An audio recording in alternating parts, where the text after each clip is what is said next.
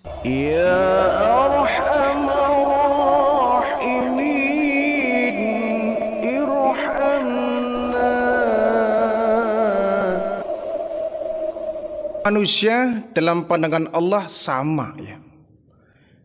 Inilah letak daripada keadilan Allah terhadap seluruh manusia.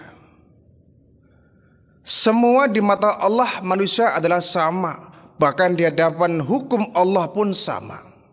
Tidak ada rakyat kecil, tidak ada pejabat tinggi, tidak ada orang kaya, tidak ada orang miskin.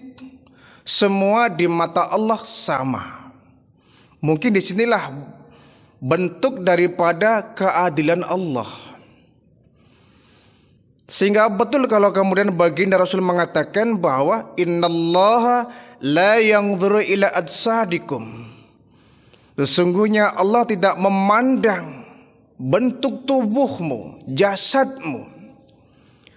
Wala ila suwarikum, dan tidak pula memandang keindahan tubuhmu.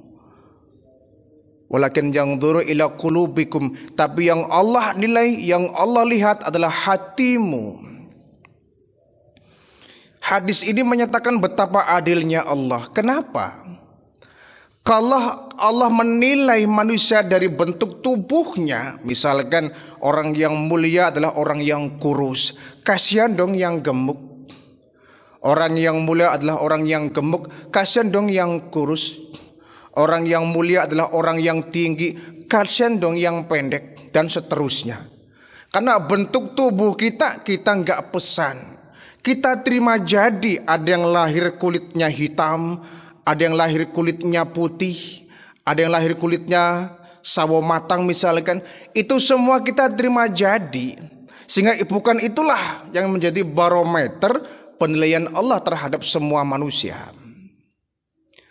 Wala ila suwarikum, wajah kita pun gak jadi bahan penilaian Allah. Kalau manusia yang paling mulia adalah orang yang berparas cantik, bermuka ganteng, lalu bagaimana mereka yang mukanya pas-pasan? Dan sekali lagi bahwa bentuk tubuh kita, wajah kita, body kita, semua kita terima jadi. Ada nggak yang kira-kira orang lahir kemudian pesan dulu? Misalkan seorang ibu dia sedang hamil, ya Allah aku pesan nanti anakku kulitnya putih saja. Apa bisa begitu? Tentu tidak. Ya Allah nanti anakku lahir laki-laki saja. Ya bisa, enggak bisa juga. Ya Allah nanti saya anak lahir rambutnya lurus saja, keriting saja, enggak bisa ya. Jadi manusia lahir itu Allah yang memiliki kehendak. Kita enggak pesan wujud kita seperti ini, maka itulah yang menjadi ya, bukan menjadi penilaian Allah. Tetapi yang Allah nilai dari manusia adalah qulubikum, hati kita takwa atau tidak, hati kita iman atau tidak. Ini yang menjadi penilaian seluruh manusia. Kalau hati kita tentu Allah menilai semuanya sama. Mau miskin, mau kaya, mau rakyat, mau pejabat, kalau dia beriman kepada Allah, bertakwa kepada Allah, mulia dalam pandangan Allah. Makanya kita tidak perlu terusik dengan kondisi badan kita yang mungkin terbatas ya. Bahkan orang yang fisiknya tidak lengkap pun enggak kemudian terhalang untuk dia bersyukur kepada Allah Subhanahu wa taala. Apalagi yang memiliki badan sempurna harus lebih bersyukur lagi. Yang memiliki badan kekurangan saja harus dia bersyukur kepada Allah, apalagi yang badannya tegap, ya, sempurna, indah, menawan dan lain sebagainya. Harus lebih taat dan bersyukur kepada Allah Subhanahu wa taala. Ada satu kisah menarik ya. Dan ini patut kita teladani ya. Salah satu sahabat baginda Rasulullah sallallahu alaihi wasallam yang bernama Julaibib. Kita mungkin nggak begitu mengenal sosok yang ini ya, kurang begitu populer barangkali. Tetapi Julaibib ini sahabat Nabi yang istimewa. Karena apa? ketika meninggal itu langsung Nabi yang memapah, yang membopong, yang menggendong, bahkan Nabi yang mengkafani, Nabi yang menyolati, Nabi yang membawakan ke liang kubur. Masya Allah ini. Jarang-jarang ada sahabat yang bahkan yang lain merasa iri nih. Julaibib luar biasa ini. Sangat disayang oleh baginda Rasul. Ketika meninggal Nabi yang menggendong sendiri, membopong sendiri. Langsung Nabi yang mengkafani, Nabi yang mengsolid, Nabi pula yang meletakkan dia ke liang kubur. Luar biasa nih Julaibib. Sampai menimbulkan iri di kalangan sahabat yang lain. Padahal Julaibib ini orangnya sangat penuh dengan kekurangan ya. Adalah orangnya hitam kulitnya ya, pendek, bungkuk, pakai bajunya juga lusuh, mukanya juga sudah nggak enak dilihat. Mungkin orang kalau lihat dia risih ya, jijik barangkali, mukanya nggak enak dilihat ya. Ya mungkin kasarnya buruk rupa lah, mukanya nggak enak dilihat, kulit hitam ya, pendek, bungkuk, bajunya lusuh ya, kakinya juga pecah-pecah, nggak pernah pakai sendal lagi ya, nggak pernah pakai alas kaki, nyeker saja itu. Bahkan ada seorang kepala suku namanya Abu Barzah mengatakan, yang namanya Julaibib jangan sampai masuk ke kampung kita, jangan sampai masuk ke kelompok suku kita, usir dia. Ya, orangnya begitu, nggak bisa memperhatikan penampilan, si buruk rupa disebutnya itu. Tapi jangan sangka bahwa Julaibib ini adalah orang yang disayang oleh baginda Rasulullah Sallallahu Alaihi Wasallam. Kenapa? Ibadahnya nggak pernah ketinggalan, 5 waktu nggak pernah telat, dan setiap ada pertempuran, peperangan, Julaibib pasti berada di front terdepan. Ini luar biasa. Malah sahabat-sahabat yang lain yang mungkin ganteng, parasnya cakep, kalau perang ya ada rasa takut-takutnya di belakang. Julaibib tidak. Kalau berperang selalu berada di barisan paling depan ini. Padahal dari sisi fisik ya mohon maaf, dia tuh orang mengatakan buruk rupa ya. Pokoknya tampangnya nggak enak dilihat lah ya. Bajunya sobak-sobek ya, compang-camping.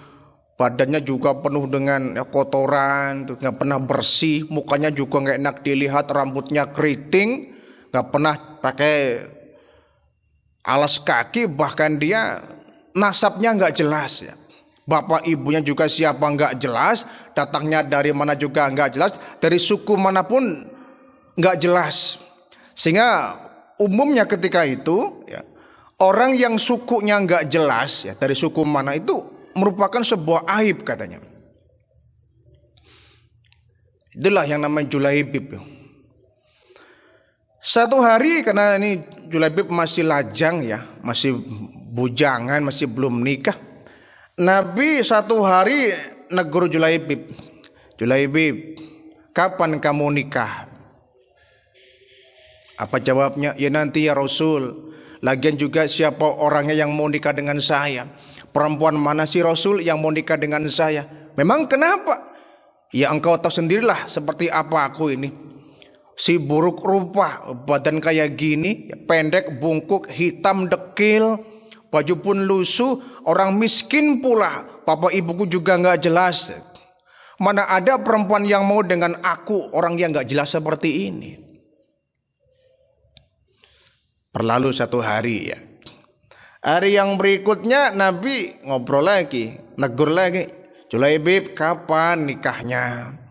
Iya ya Rasul, saya mau nikah, cuma masalahnya perempuan mana yang mau dengan saya? Nah, Nabi nggak memperpanjang persoalan ya, lewat saja itu. Nah, hari yang ketiga Nabi baru serius itu. Julaibib, kapan kamu mau nikah? Iya ya Rasul, pokoknya saya akan nikah kalau ada perempuan yang mau dengan saya. Nabi kemudian, Julaibib, kalau begitu kau siap nikah? Siap ya Rasul. Baik kalau begitu ikut saya. Kemana ya Rasul? Udah pokoknya ikut saya. Nabi menggandeng tangan Julaibib, jalan tanpa tahu ini Julaibib mau kemana. Ternyata Nabi mau membawa Julaibib. Ada seorang bangsawan, orang kaya raya yang memiliki putri yang sangat begitu cantik. Nabi bertujuan membawa Julaibib ini untuk nikahkan dengan anaknya orang kaya ini. Nah ini kan masalah baru ini, bayangkan kan. Bayangkan saja orang kaya, bangsawan, anaknya cantik jelita mau dinikahkan dengan Julaibib yang nasabnya nggak jelas, datangnya dari mana, buruk rupa lagi itu. Kemudian sampai di rumah itu, ya Rasul saya mau dibawa kemana? Udah pokoknya ikut saya. Terus digandeng, luar biasa tuh. Tangan Julaibib yang hina, yang kotor, yang dekil, yang hitam dipegang oleh baginda Rasulullah Sallallahu Alaihi Wasallam. Ini suatu kehormatan. Suatu kehormatan ketika orang dipegang oleh tangan baginda Rasul, subhanallah. Ini Julaibib. Sampai di satu rumah, Nabi ketok pintu. Assalamualaikum. Dari dalam, kayak ada suara baginda Rasul. Waalaikumsalam. Ketika dibuka, benar. Ya Rasulullah, ada gerangan apa kau bisa hadir ke rumahku? Ini satu kehormatan ya Rasul. Begini Pak. Anakmu yang cantik, putrimu yang cantik akan saya lamar. Mendengar kata-kata akan saya lamar itu orang tadi gembira luar biasa. Ya Rasulullah, betapa gembiranya aku mendengar kalimat itu.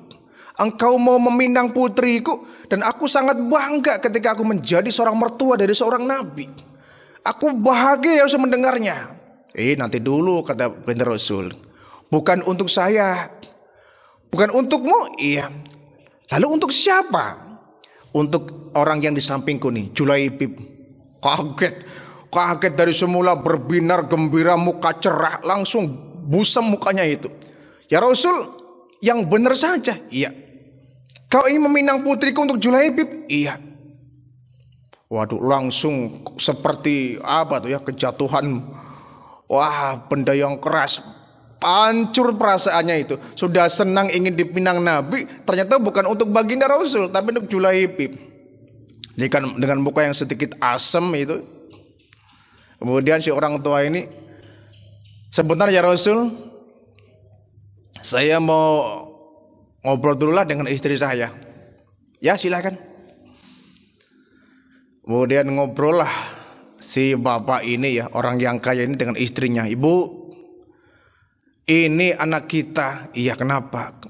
Mau dilamar oleh baginda Rasul. Oh, bagus kalau begitu, kita dukung. Tapi bukan untuk dia. Lalu untuk Julaibib. Kaget lagi istrinya. Julaibib? Julaibib, apa gak salah dengar saya? Iya. Nabi mau menikahkan anak kita dengan Julaibib? Iya. Aduh. Walaupun yang nyuruh Rasul, kita pikir-pikir dulu lah. Kenapa? Kita tahu lah, kita bangsawan, kita orang kaya, anak kita cantik. Masa mau dinikahkan dengan Julaibib? Orang yang gak jelas. Dari mana asalnya? Orang juga begitu, gak bisa berpelan-pelan rapi, dekil, ya, hitam, kotor, bungkuk, berburuk rupa. Masa mau nikah dengan anak kita? Eman sekali. Nah, kebetulan sekali perdebatan antara ibu dan bapak ini didengar oleh putrinya. Wahai ayah, siapa yang akan meminang saya? Nabi Muhammad Rasulullah. Oh kalau begitu kita patut bersyukur, aku akan menjadi istri sang Nabi. Ntar dulu, kamu jangan senang dulu. Kenapa? Rasulullah menikahkan kamu bukan untuk dia sendiri. Lalu untuk Julaibib. Julaibib, iya. Sahabat baginda Nabi yang hitam itu, iya. Pokoknya bapak gak setuju kalau kamu nikah dengan dia. Ini anak rupanya anak yang sangat soleh luar biasa. Ya, mendengar bapaknya menolak, dia agak marah. Wahai bapakku, sangat tidak pantas kalau bapak menolak kemauan Allah dan kemauan baginda Rasulullah. Kalau bapak menolak kemauan Rasulullah, artinya bapak sudah menentang baginda Rasul. Sedangkan Allah mengatakan bahwa wahai orang yang beriman, istajibu lillahi walirrasul illa da'akum.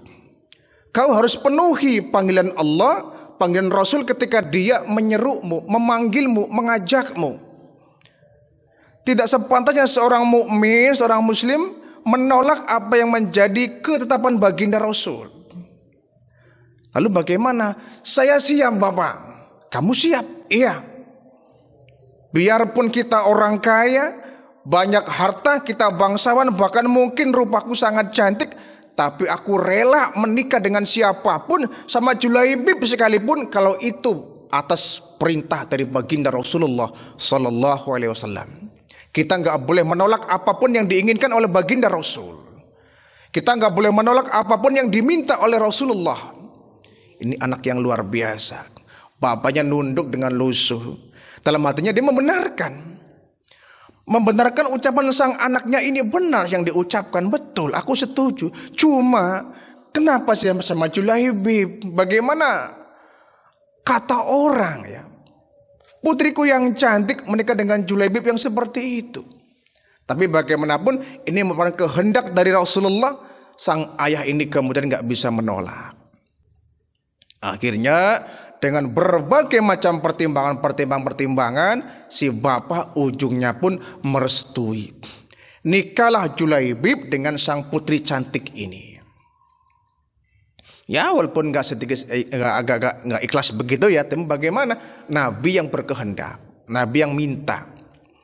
Nikahlah Julaibib dengan seorang putri yang cantik ini. Singkat cerita, ketika selesai menikah, ya, siang menikah, malamnya itu kan mestinya berbahagia ya. Orang bilang malam pertama itu.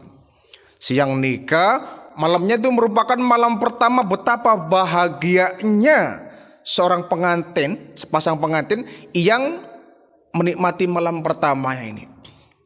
Termasuk Julaibib ini bahagia luar biasa, gak dibayangkan saya yang hina ini, yang tidak bagus rupa ini, yang penuh dengan kekurangan ini bisa dimiliki oleh perempuan cantik, bisa memiliki seorang perempuan yang begitu indah.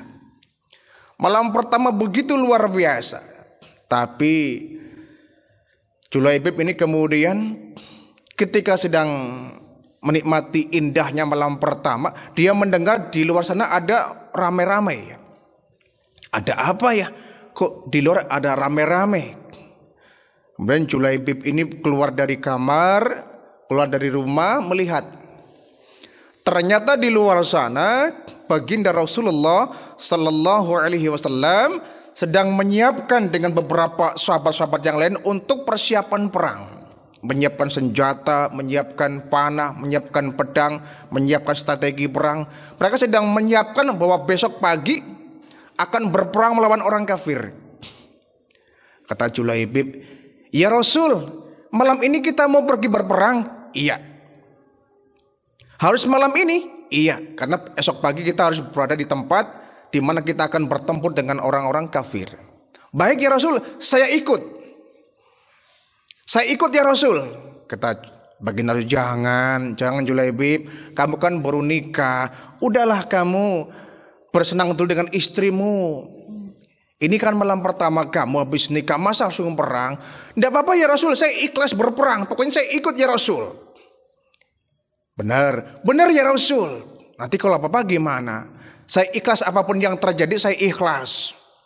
Ini Nabi benar-benar kagum dengan sosok Julaibib ini. Malam pertama habis pengantinan bukannya bersenang-senang dengan istri, malah dia mau berangkat ikut berperang. Orang kan biasanya ngapain lah perang masih ada orang ini. Ya. Bagi Nabi pun sama. Dia mengerti betul bahwa Julaibib ini sudah lama bertahun-tahun ingin mengharapkan nikah. Begitu nikah malam pertama dia harus meninggalkan istrinya untuk pergi berperang. Julaibib, sudahlah kau jangan ikut perang dulu. Sudah ada yang lain ini kok, masih banyak. Gak apa-apa ya Rasul, saya pokoknya ikut perang. Ya sudah kalau begitu kau izin sama istrimu. Ya. Setelah izin, kemudian Julaibib ini menyiapkan pedangnya, dia berangkat bersama rombongan yang lain untuk melaksanakan perang jihad fisabilillah ya. Nah, sebelum sempat menikmati malam pertama ini, baru juga mulai mau awal-awal malam pertama dia sudah berangkat untuk pergi berperang. terjadilah peperangan yang berkecamuk ya antara kaum muslimin dengan orang-orang kafir. Setelah berperang, nasib tragis menimpa kepada Julaibib ini. Dia terbunuh dalam perang, dia gugur fisabilillah. Bayangkan sekali ini, belum sempat menikmati malam pertama, bahkan mungkin belum menyentuh istrinya. Dia langsung pergi untuk berperang. Sudah begitu dia gak selamat lagi. Di peperangan dia terbunuh.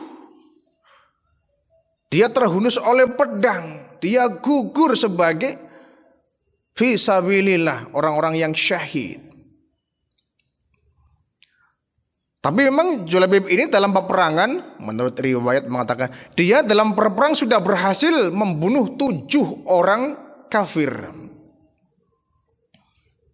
Nah, ketika perang selesai, Nabi kemudian mengumpulkan para tentaranya, orang-orang kaum muslimin, para sahabat. Coba hitung sahabatku, ada semua enggak? Ada ya Rasul. Komplit ya Rasul. Nabi ngecek, si ini ada, si ini ada, sini. Tapi Nabi enggak menemukan Julaibib. Kata Nabi, ada yang kurang ini. Enggak komplit, ada yang kurang ini. Enggak ada ya Rasul, semuanya ada kok. Semuanya ada. Coba cek lagi. Memang sahabat ini kurang memperhatikan Julaibib ya. Dianggapnya dia angin lalu aja itu, nggak dihitung sebagai pasukan Islam. Jadi dianggapnya diabaikan saja Julaibib. Jadi ketika nggak ada, dibilangnya memang mereka nggak ngurusin Julaibib itu. Ya Rasul sudah komplit, nggak ada yang kurang. Siapa kal? Dicek lagi, cek lagi. Komplit ya Rasul, tidak. Aku kehilangan 1 orang. Siapa ya Rasul? Julaibib. Iya. Julaibib ini kok nggak ada, cari dia. Dicarilah Julaibib ini di seluruh penjuru medan perang ya. Ternyata betul ditemukan sudah nggak bernyawa. Badannya penuh dengan hantaman ya, sabetan pedang. Darah mengucur di sekujur tubuhnya, dan di samping jasadnya ini berjatuhan pula bergelimpangan 7 orang ya, orang kafir yang awalnya dia berhasil ditumbangkan oleh Julaibib ini. Ya Rasul ya, Julaibib meninggal dunia, dia gugur. Inna lillahi wa inna ilaihi roji'un. Sempat Nabi itu sedih. Ya Allah Julaibib, sudah saya bilang kau nggak usah ikut perang. Kau nikmatilah malam pertama kamu dengan istrimu. Ini kan akibatnya. Kau belum pernah menikmati indahnya berumah tangga. Belum pernah menikmati indahnya malam pertama, bahkan belum pernah menyentuh perempuanmu lagi. Kau sudah dipanggil oleh Allah. Nabi langsung yang bawah itu, jasadnya oleh Nabi diangkat dengan tangan beliau sendiri. Diangkat, dibopong ya. Kemudian dibersihkan tubuhnya, dipakaikan kain kafan. Nabi juga yang langsung menyolatkan. Dengan sangat perasaan sedih, Nabi pun membopong dia, dibawa ke liang kubur. Dan Nabi langsung yang menguburkan. Nabi langsung yang menguburkan Julaibib ini. Sampai-sampai sahabat yang lain pun merasa iri. Luar biasa ini Julaibib ini. Orang seperti ini kok Nabi perhatian betul ya. Nabi langsung yang mengangkatnya itu. Langsung mengangkatnya dan meletakkan ke liang kubur. Julaibib, selamat berbahagia ya. Kamu gagal malam pertama dengan istrimu, tapi kamu nggak gagal malam pertama dengan bidadari surga. Selamat menikmati indahnya kau bermalam pertama dengan bidadari Julaibib. Sahabat yang lain pun ikut tersenduh, ikut menangis ya. Kemudian dikuburlah Julaibib ini, disampaikan kepada istrinya. Ya tentu menangis. Beda dengan orang tuanya yang mungkin agak gembira, nah kan. Tapi sang istri nangis dia.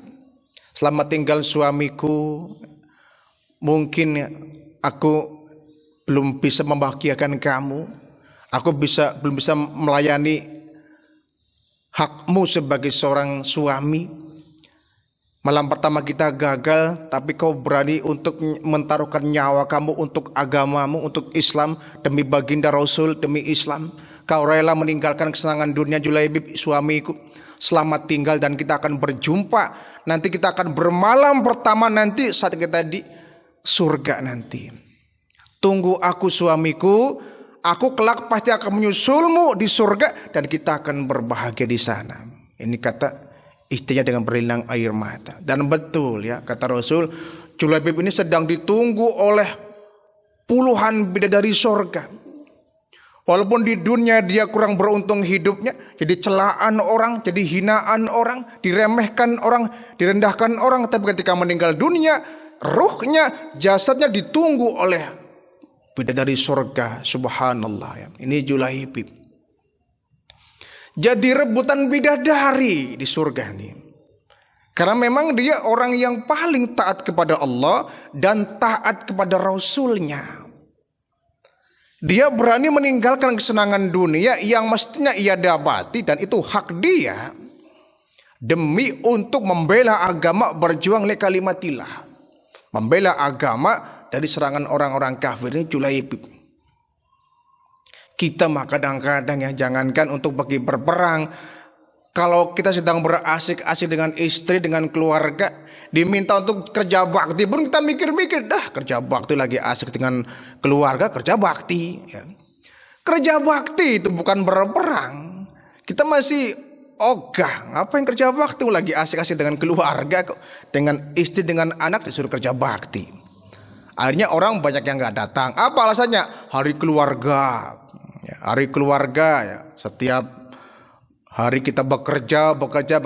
Ketika hari Minggu ya hari keluarga. Nggak boleh ada yang musik. Termasuknya ketika kita diminta untuk kerja bakti. Atau misalkan kita diminta untuk jadwal siskamling, kita ronda. Kita banyak ngeles ini, banyak alibi, banyak alasan. Aduh, saya lagi asik-asik dengan keluarga. Kalau suruh malam-malam ronda, siskamling kan. Orang banyak keberatan. Apalagi pengantin baru. Ada nggak kira pengantin baru siangnya dia menikah, malamnya malam pertama misalkan. Tapi dia sudahlah, saya malam pertama saya mau ronda saja karena itu jadwal saya untuk siskamling. Ada nggak? Nggak bakal ada saya kira ya. Malam pertama ya lupa semua itu. Lupa dengan jadwal piket siskamling, lupa dengan adanya agenda kerja bakti di lingkungannya. Lupakan semua lagi malam pertama. Itu kita ya. Tidak dengan Julaibib, subhanallah. Dia sudah sangat ditunggu-tunggu malam pertama karena dia mau nikah tapi enggak mau berani, minder karena dia mikir-mikir ya. Dia mikir-mikir, saya tuh orang miskin, nasabku enggak jelas, orang tuaku siapa aku pun enggak tahu, aku datang dari mana juga enggak jelas. Rupa bentukku juga sangat jelek seperti ini, badanku penuh kekurangan, hitam bungkuk ya, dan lain sebagainya, pendek. Pokoknya saya tuh nggak layak kalau harus menikmati malam pertama. Apalagi saya pun nggak punya rumah, itu Julaibib. Tapi dia berani untuk keluar rumah, meninggalkan indahnya malam pertamanya untuk berperang. Terus gitu Allah berkehendak lain, nyawa beliau berakhir di peperangan sebelum dia menikmati indahnya malam pertama. Ini yang namanya lang tadalul birra hatta tunfiku mimma tuhibbun. Kata Allah, kau belum sampai kepada pengabdian yang sesungguhnya sebelum engkau mengorbankan apa yang kau cintai. Ini luar biasa nih ayat ini ya. Kau belum sampai kepada pengabdian yang sempurna, penghambaan yang sempurna, kalau engkau belum bisa memberikan apa yang kau cintai. Ini artinya apa? Yang kau cintai itu kemudian kau infakkan, itu ada nilai plus ya. Kenapa? Yang kau berikan kepada orang lain sesuatu yang kau cintai ya. Beda dengan benda yang sudah kita nggak cintai, kita berikan ke orang pun kita biasa. Contoh misalkan ada baksos ya, bakti sosial. Yang kita berikan ke panitia baksos, biasanya itu kalau misalkan baju, ya baju bekas kita yang layak pakai. Jarang yang kemudian dia dadakan beli di supermarket, saya sumbangkan ini untuk para bencana alam ya, para yang sedang ngungsi, para pengungsi. Baju masih baru, kayaknya enggak. Kalau ada baksos tuh biasanya baju-baju yang lusuh ya, baju yang enggak sudah kita pakai ya. Kita cek kembali ya, kita sortir dari lemari kita. Yang sudah nggak layak pakai keluarkan, nggak layak pakai keluarkan, sudah lusuh kita keluarkan. Yang bagus-bagusnya jangan dong. Saya masih suka itu kan. Jarang yang kemudian ada orang baksos mau nyumbang baju, pokoknya baju yang baru-baru yang kita sukai diberikan. Kayaknya jarang ya. Kalau sodakoh pun ngisi kelopak masjid kadang-kadang ya. Yang kita masukkan itu uang yang lusuh, uang yang kucel, uang yang dekil, uang yang serinya hampir nggak terbaca. Itu yang dimasukin ke kotak amal. Padahal di dompetnya itu masih banyak yang baru-baru, yang masih kaku, masih licinnya. Eman kalau harus dikeluarkan dari dompet kita, dimasukkan ke kotak masjid. Nah, Masya Allah ini ya. Sedekah pilih-pilih mana uang yang baru, mana uang yang jelek. Yang jelek itu yang dikeluarkan dari dompet kita. Jadi kata Allah, kau belum sampai kepada pengabdian yang sempurna kalau kamu belum bisa memberikan apa yang kau cintai.